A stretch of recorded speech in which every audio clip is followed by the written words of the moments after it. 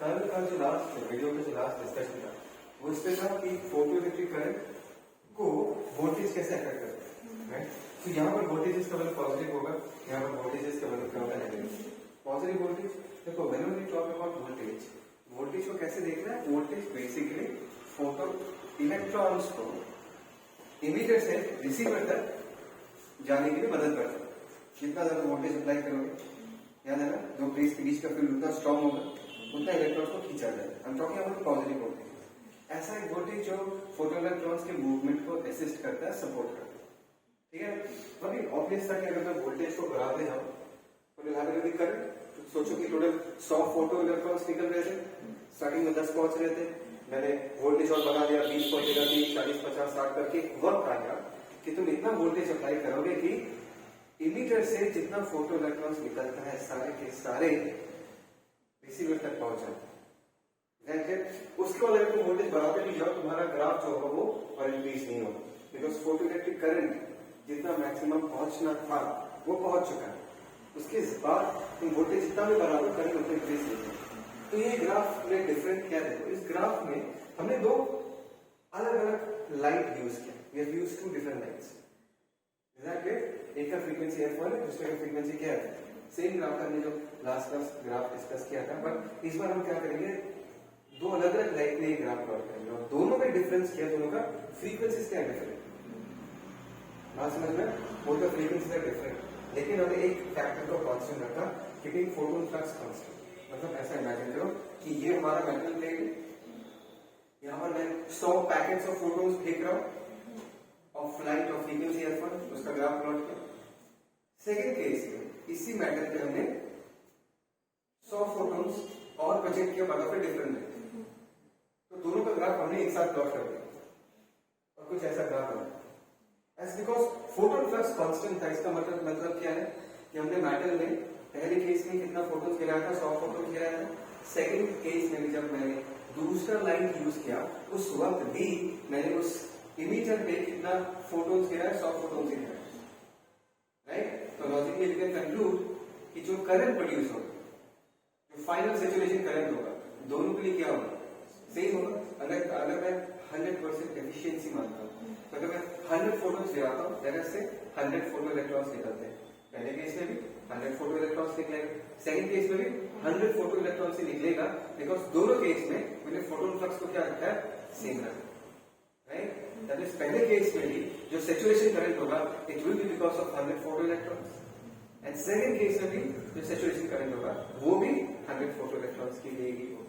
तो दोनों केस में देखो सैचुरेशन करंट क्या है, same, both the graphs will basically overlap with each other, but difference आएगा यहाँ स्टॉपिंग पोटेंशियल। अच्छा, तुम स्टॉपिंग पोटेंशियल को कैसे इमेजिन करोगे, कैसे फील लोगे स्टॉपिंग पोटेंशियल का? नाम ही तुमको बता देगा, स्टॉप करेगा वो किसको स्टॉप करेगा? The fastest moving photo electron.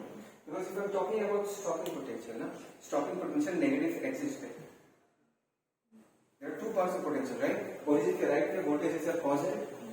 Positive voltage basically photo electrons के movement को assist करता है, photo electrons को emitter से लेकर receiver तक पहुंचाता है।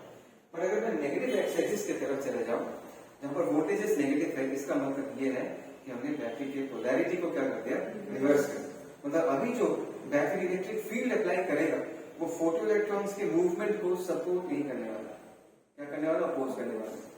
तो यहाँ पर हम वीक फोटो इलेक्ट्रॉन्स के बारे में तो बात करेंगे, हम किसके बारे में बात करेंगे, हाई एनर्जेटिक फोटो इलेक्ट्रॉन्स जो थे, राइट? मैंने कहा था कि कुछ फोटो इलेक्ट्रॉन्स को बैटरी का हेल्प नहीं चाहिए, क्योंकि उनके पास इतना ज्यादा काइनेटिक एनर्जी होता है कि उसी काइनेटिक एनर्जी के दम पे वो अपने आप इमीटर से कहां तक पहुंच जाता है, रिसीवर तक पहुंच जाता है। तो स्टॉपिंग पोटेंशियल में ध्यान से देखो, करंट जीरो हो जाता है। V01 का y कोऑर्डिनेट कितना है, जीरो। V02 का y कोऑर्डिनेट क्या है, जीरो। y कोऑर्डिनेट तो करंट है ना, तो V01 V02 पे करंट का मतलब कितना है, जीरो। इसका मतलब क्या है कि एक भी फोटो इलेक्ट्रॉन जो कि इमीटर से निकला था वो रिसीवर तक पहुंच नहीं पाए। ये कब पॉसिबल होगा, when the voltage applied is able to stop the fastest moving photo electron। उसको अगर रोक दोगे बाकी सब तुरकी जाएंगे, राइट? ये जो स्टॉपिंग पोटेंशियल है हमेशा अपने दिमाग में याद रखना। स्टॉपिंग पोटेंशियल मतलब you are talking about that photo electron which is having the maximum kinetic energy. Is exactly. And obvious यहाँ पर हमने दो ग्राफ्स प्लॉट किया because here uses two different lights, एक का फ्रीक्वेंसी f1 दूसरे का फ्रीक्वेंसी f2। और यहाँ पर जो मैं बार बार कह रहा हूँ कि नहीं, फास्टेस्ट मूविंग फोटो इलेक्ट्रॉन को रोकने के लिए जो वोल्टेज अप्लाई करते हैं उसको हम स्टॉकिंग पोटेंशियल कहते हैं। उस फास्टेस्ट मूविंग फोटो इलेक्ट्रॉन का एनर्जी कौन डिसाइड करता है, उसके पास कितना एनर्जी होगा उस फोटो इलेक्ट्रॉन के पास, वो कौन डिसाइड करता है? यही फ्रीक्वेंसी से डिसाइड करता है ना कि तुमने उसको कैसा पैकेट पकड़ा है। बिकॉज पैकेट में कितना एनर्जी वो किस पे डिपेंड करता है, फ्रीक्वेंसी पे डिपेंड करता है, h2, राइट। ऑब्वियसली देखो V02 का वैल्यू V01 से बड़ा है। तुम इसको मैथ्स वाला प्लस माइनस मत समझना, मैग्नीट्यूड वाइज देखो V01 का वैल्यू अगर -10 है तो V02 का वैल्यू -20 होगा ना। तो तुम इसमें मैथमेटिकली मत समझो -20 तो -10 से छोटा है, ये मैथ्स नहीं है। यहाँ पर नेगेटिव साइन सिर्फ पोलैरिटी रिवर्स हो चुका है, वो डिनोट करता है। तो ऑब्वियसली -20 वोल्ट का मैग्नीट्यूड -10 वोल्ट से क्या है, ज्यादा। दैट मींस V02 वाला स्टॉकिंग पोटेंशियल ज्यादा है, मतलब मेहनत ज्यादा हुआ है फोटो इलेक्ट्रॉन को रोकने में, मतलब उस फास्टेस्ट मूविंग फोटो इलेक्ट्रॉन के पास ज्यादा काइनेटिक एनर्जी होगा, मतलब उसको ज्यादा दिया गया होगा kinetic energy. That means what, F2 का वैल्यू F1 से क्या होगा, right. So this is the conclusion from this discussion here, F2 is more than V1 F1, so as V02 is more than V01। V02 stop करने के लिए बहुत मेहनत करना पड़ रहा है, मतलब उस फोटो इलेक्ट्रॉन के पास बहुत ज्यादा काइनेटिक एनर्जी हो, सिंपल, राइट। यहाँ पर हमने क्या रखा, फोटोन फ्लक्स कांस्टेंट रखा और वोल्टेज का इफेक्ट करंट में स्टडी किया, दो अलग अलग लाइट्स की। ये कैसा ग्राफ है, ध्यान से देखो, light of different photon flux giving frequency constant. ध्यान से देखना, समझने का एक पर्टिकुलर तरीका है, उस तरीके से समझोगे तो बहुत आसान होगा। फ्रीक्वेंसी तुम्हारा लाइट का पहचान है, किसी भी लाइट का इंट्रोडक्शन या उसको पहचानते कैसे, उसकी फ्रीक्वेंसी है, उसके वेवलेंथ। तो moment you read the light keeping frequency constant, तुम्हारे दिमाग में क्या चमकेगा कि लाइट तो वही रहा, लाइट को हमने चेंज नहीं किया। अगर येलो लाइट चमका रहा है तो येलो लाइट ही चमका रहे हैं सारे केसेस में, बिकॉज यहाँ पर दो ग्राफ प्लॉटेड है, मतलब दो बार एक्सपेरिमेंट को परफॉर्म किया गया है और दोनों बार हमने येलो लाइट ही चमकाया है।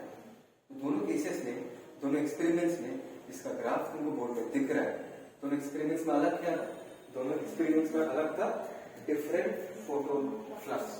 इसका मतलब क्या है, पहला बार मैंने जो येलो लाइट चमकाया उसमें हमने 100 फोटोन्स गिराए मेटल सरफेस पे। सेकेंड केस में भी मैंने फॉर एग्जांपल येलो लाइट ही चमकाया, लेकिन 100 की जगह कितना गिराया, 200 फोटोन्स गिराया, राइट। अभी कहानी आता है कि फास्टेस्ट मूविंग फोटो इलेक्ट्रॉन। सो दोनों एक्सपेरिमेंट्स में फास्टेस्ट मूविंग फोटो इलेक्ट्रॉन के पास सेम काइनेटिक एनर्जी होगी, तो फास्टेस्ट मूविंग फोटो इलेक्ट्रॉन होगा, दोनों के पास सेम काइनेटिक एनर्जी होगा नहीं, बिकॉज दोनों केस में तुमने येलो लाइट ही चमकाया है। येलो लाइट मतलब एक फिक्स फ्रीक्वेंसी, दोनों एक्सपेरिमेंट फ्रीक्वेंसी कांस्टेंट। तो फास्टेस्ट मूविंग फोटो इलेक्ट्रॉन के पास जो मैक्सिमम काइनेटिक एनर्जी होगा वो भी क्या होगा, फिक्स्ड होगा, कांस्टेंट होगा। तो दोनों केसेस के लिए ग्राफ देखो एक ही जगह से स्टार्ट हो रहा है, स्टार्ट इन द सेंस मतलब दोनों का स्टॉपिंग पोटेंशियल क्या है, सेम। बिकॉज दोनों केसेस में जो ग्रुप ऑफ फोटो इलेक्ट्रॉन्स निकलेंगे उसमें जो फास्टेस्ट मूविंग फोटो इलेक्ट्रॉन हो, whether it is experiment 1 whether it is experiment 2, it will be the same। तो स्टॉकिंग पोटेंशियल दोनों के लिए क्या है, सेम। तो दिस इज वेरी ऑब्वियस। एक बार अगर हमने 100 फोटोन्स गिराया, 100% एफिशिएंसी जो कभी नहीं होगा, just for the sake of simplicity 100 photons गिराया 100% एफिशिएंसी, तो 100 फोटो इलेक्ट्रॉन्स निकला। तो सैचुरेशन करंट कौन बनाएगा, 100 फोटो इलेक्ट्रॉन्स का सैचुरेशन करंट बनेगा। सेकेंड केस में अगर मैं 200 फोटोन्स इस पर्टिकुलर सरफेस पे गिराता हूँ 100% एफिशिएंसी, तो 200 फोटो इलेक्ट्रॉन्स निकलेंगे एंड फाइनली जो सैचुरेशन करंट बनेगा वो किसके लिए बनेगा, वो 200 फोटो इलेक्ट्रॉन्स के लिए बनेगा। तो अब इसलिए सैचुरेशन करंट का ग्राफ ऊपर नीचे, एक का नीचे एक का ऊपर, एंड वी कैन इजीली से इसका इंटेंसिटी अगर I1 है, इसका इंटेंसिटी I2 है, right. That means I2 right, yellow light का इंटेंसिटी बढ़ाना, इस intensity energy per unit time per unit मतलब एनर्जी उसको बढ़ाना है, लेकिन लाइट वही है। येलो लाइट का एनर्जी बढ़ाते हैं, क्या करोगे, नंबर ऑफ पैकेट्स बढ़ा दो,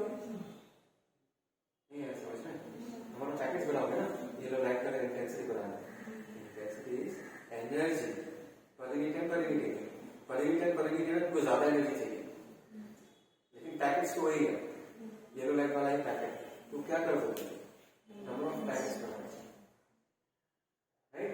तो इससे हम कह सकते हैं कि नहीं क्या I2 into this is I2, this is I1, I1 is more than what, I2. समझ में आया नहीं क्या? This is I2, this is I1, so this is I1 is more than what?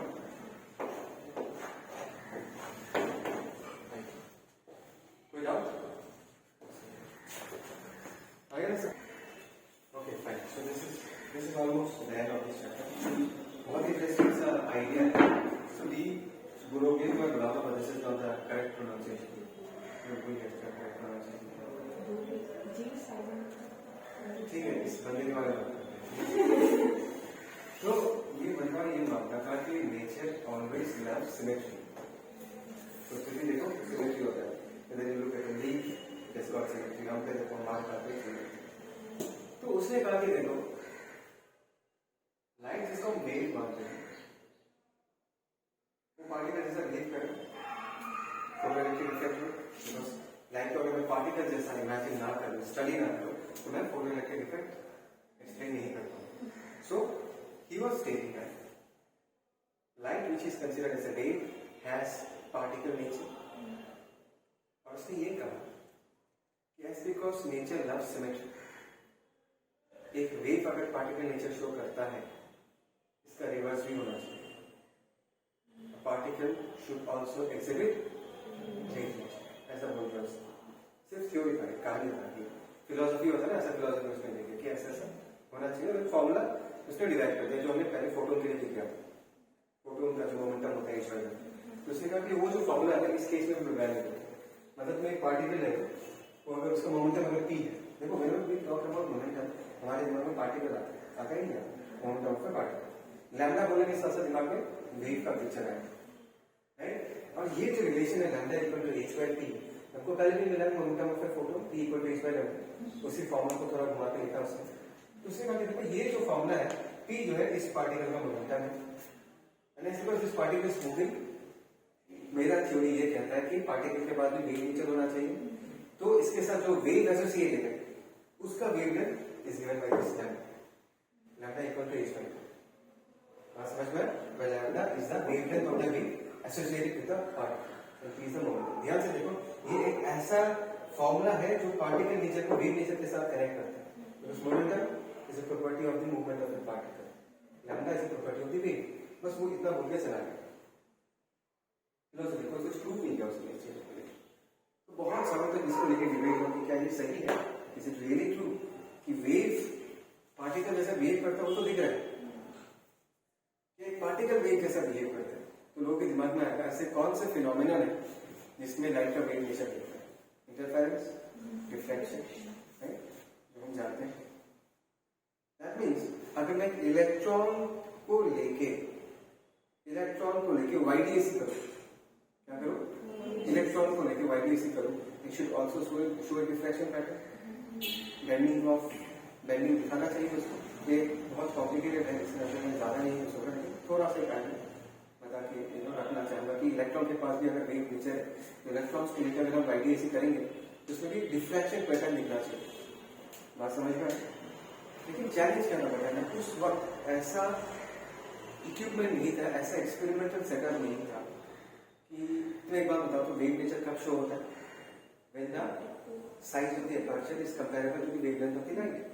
In this case, electron का अगर मैं lambda निकालूं, बहुत ही छोटा हो, बहुत ज्यादा छोटा हो, उसके कंपैरेबल हमको स्लिट बनाना एटॉमिक लेवल पे है, तो उस वक्त एक्सपेरिमेंटली इतना छोटा स्लिट बनाना पॉसिबल नहीं है। तो बहुत सालों तक इस पर डिबेट ही चला। एक फाइनली जब साइंस में इम्प्रूवमेंट आया, डेवलपमेंट आया, तो एक वक्त आया कि इतना छोटा स्लिट बनाया है। तो अगर इलेक्ट्रॉन के पास वेव नेचर है, तो अगर इन दोनों स्लिट्स के थ्रू मैं इलेक्ट्रॉन के बीम को शूट करता हूँ, तो स्क्रीन में मुझे क्या मिलना चाहिए? एक इंटरफेरेंस पैटर्न मिलना चाहिए, राइट? तो साइंटिस्ट लोगों ने एक्सपेरिमेंट किया और उसको स्क्रीन में इंटरफेरेंस पैटर्न है। का जो इलेक्ट्रॉन्स के डिटेक्ट कर सकते हैं, ब्राइट ब्लैक एमिट करेगा तो ब्राइट स्पॉट्स आते हैं, तुमको ब्राइट स्पॉट्स नहीं होगा, तो पूरा इंटरफेरेंस पैटर्न होता है। If you decrease, if you take a slit which is having its size comparable to the lambda, अगर इलेक्ट्रॉन के साथ जो वेव एसोसिएटेड है उसका लैम्डा निकालो, उसको कंपैरेबल अगर एक स्लिट बना और उसके थ्रू अगर मैं इलेक्ट्रॉन बीम को शूट करता हूँ ना, तो स्क्रीन पे इंटरफेरेंस पैटर्न बनता है। तो उस दिन ये प्रूव हो गया कि yes the reverse is also particle जो वो वेव नेचर की शो करता है। इसलिए इसका नाम क्या है? Matter wave. इस चैप्टर का नाम क्या है? Dual nature. Dual nature of radiation and matter. Dual का मतलब क्या है? दोनों नेचर शो करता है। रेडिएशन मतलब लाइट एंड मैटर, मैटर मतलब particles. That is the reason behind the name of this chapter. ठीक है, तो सिंपली से nature always love symmetry. Wave अगर पार्टिकल नेचर शो करता है तो पार्टिकल भी वेव नेचर शो करता है अंडर सुटेबल सर्कमस्टेंसेस। ऐसे नहीं कि हमेशा दिखाई दे रहा है। अगर वाइडिंग से स्लिट का साइज बड़ा कर दोगे तो तुमको वेव नेचर नहीं दिखाई देगा इलेक्ट्रॉन। ठीक है ना? तो this is the formula that we need to use. Lambda equal to h/p का तो अलग अलग फॉर्मूला रख सकते हैं, 2nk, है ना, बहुत कुछ मैंने सिंपली एग्जांपल देके रखा है एनर्जी के फॉर्मूला। ठीक है, इसका अलग अलग फॉर्मूला होता है। तो दिस वेव्स मैटर के साथ जो वेव्स एसोसिएटेड है उसको मैटर वेव से डी, मैंने प्रोनाउंसिएशन सीखा था, डी ब्रॉई बोलती है, ब्रॉगली तो नहीं बोलते, मैटर याद है, इसको मैटर वेव्स बोलते हैं, डी ब्रॉगली वेव्स बोलते हैं। Is that clear? So this was the last idea of this. लेकिन इसको इस चैप्टर को कंप्लीट करने के पहले और एक बात मैं तुम लोगों को ये समझाना चाहूंगा कि फोटो इलेक्ट्रिक इफेक्ट को अगर हम वेव थ्योरी से एक्सप्लेन करना चाहें तो प्रॉब्लम कहाँ है? सबसे पहले टाइम डिले का प्रॉब्लम है। मैं नोट्स दे दूंगा इसका। टाइम डिले का प्रॉब्लम ये था कि अगर लाइट वेव है तो अगर तुम लोग इलेक्ट्रॉन्स हो और मैं ज्यादा इंटेंस लाइट नहीं गिरा, लेस इंटेंस लाइट गिरा, तो पहला वेवफ्रंट आएगा। तो एक वेवफ्रंट सिर्फ पहले स्टूडेंट को वेट नहीं करेगा, सेकंड को वेट करेगा, थर्ड को वेट करेगा, फोर्थ को वेट करेगा।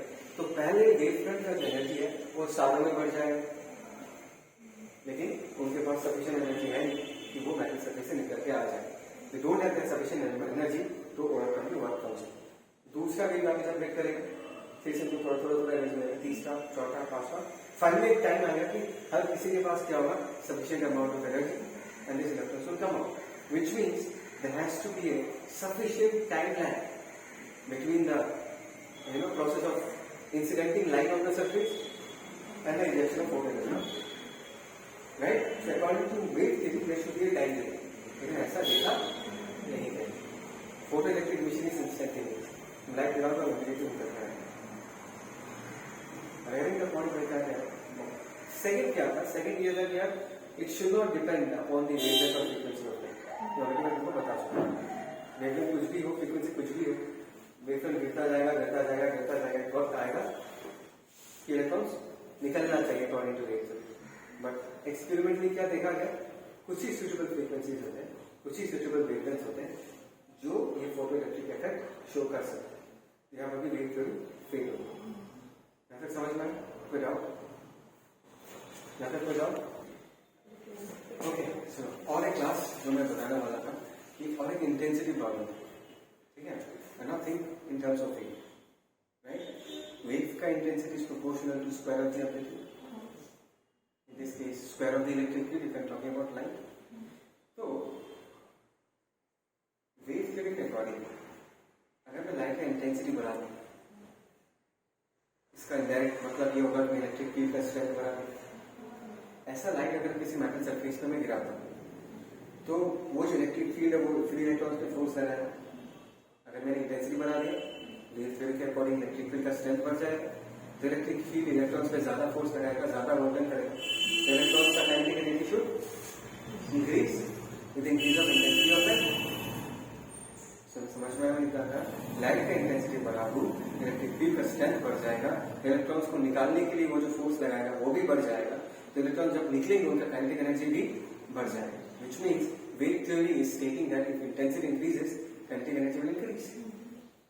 ऐसा देखा नहीं गया? देखा गया क्या? कि अगर मैं इंटेंसिटी बढ़ा देता हूं तो क्या इंक्रीज होता था? फोटो करंट बढ़ जाता। If I think according to this particle nature, या जो हमने अभी जस्ट डिस्कस किया, जो हमने देखा, ये देखा कि अगर मैं इंटेंसिटी बढ़ा देता हूँ तो क्या बढ़ जाता है, या टोटल बेसिकली फोटो करंट बढ़ जाता है, सैचुरेशन करंट बढ़ जाता है, बट स्टॉपिंग पोटेंशियल चेंज नहीं होता। ऑब्वियस है ना, बिकॉज उसका लॉजिक क्या है, तुमने इंटेंसिटी बढ़ाया लेकिन नंबर ऑफ पैकेट्स बढ़ा दिया, बट पर पैकेट कितना एनर्जी है वो तो सेम रहा ना। तो the fastest moving photo electron के पास उतना ही काइनेटिक एनर्जी रहेगा, लेकिन इसके अकॉर्डिंग वेट थ्योरी के अकॉर्डिंग क्या होना चाहिए, एनर्जी बढ़ाओगे, इलेक्ट्रिक फील्ड बढ़ाओगे तो काइनेटिक एनर्जी भी इंक्रीज होना चाहिए, जो कि एक्सपेरिमेंटली देखा नहीं है। So this are the 3 failures of wave theory to explain photoelectric effect. ठीक है, so this is all about this chapter, इतना ही पढ़ना था। अभी आपको प्रॉब्लम्स करना पड़ेगा अच्छे से, बिकॉज थ्योरी अलग चीज है, प्रॉब्लम करना अलग चीज है, लेकिन आसान है। Modern physics is very easy और सबसे ज्यादा क्वेश्चन आएंगे तुम्हारे एग्जाम में।